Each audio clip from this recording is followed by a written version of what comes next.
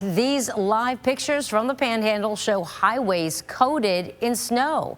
And the Florida Division of Emergency Management is taking this unprecedented weather very seriously.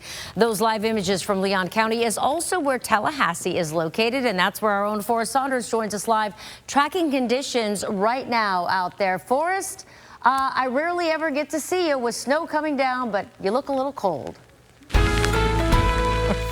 Yeah, Wendy, right now I am just reevaluating my life choices, wondering how I got here.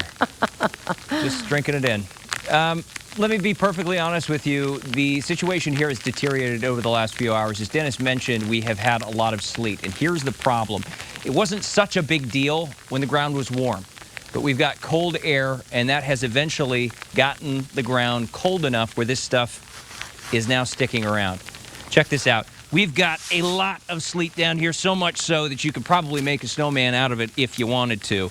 But the other problem is that it's getting really slick. And when you don't have the infrastructure, like some of the Midwestern states, states like Iowa where I'm from, to handle this kind of weather on the roads, this ice can build up and it become a potentially deadly situation.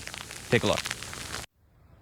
The sandy shores of Pensacola looked a lot whiter Tuesday night. Inches of snow and sleet coating the Panhandle. It's giving everyone from the Emerald Coast to the Forgotten Coast something they'll never forget. We used to think Blizzard Beach was a theme park in Orlando. It turns out that we may see some snow on our beaches. Not just some, historic amounts. Florida already beating its record of 4 inches, and some predictions show totals could reach 6 or more before it's all said and done. This is something they'll remember 40 years from now. Like I was there when we got 5 inches of snow in northern Florida. And so it could be something that people go, they're safe, and then they have a memory about it. So it's possible. This guy certainly will. State lawmaker Alex Andrade shared this video of a Florida man being a Florida man skiing behind a Jeep. But there's also the deadly danger of ice, a serious hazard on Florida roads. The combo created havoc in parts of Santa Rosa County, where this Florida highway trooper struggled to get out of the median, slipping and sliding further down the hill.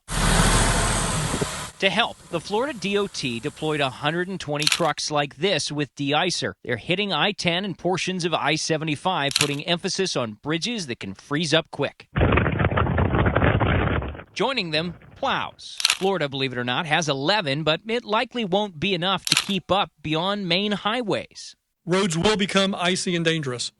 There is not a may to that. They will become icy and dangerous. We want people, as the governor has mentioned, stay indoors. If you do not need to be on the road, do not be on the road. And when it comes to power, Florida Emergency Management says it's been in contact with utility companies and co-ops. While widespread outages aren't expected, localized could happen. Ice snapping lines. FPL, Florida's largest power provider, said it had prepped utility crews for fast restoration. Meanwhile, back at the state capitol, some now wondering if we'll see a recreation of this iconic image from 1899, simply captioned "Snowballing" on the Capitol steps.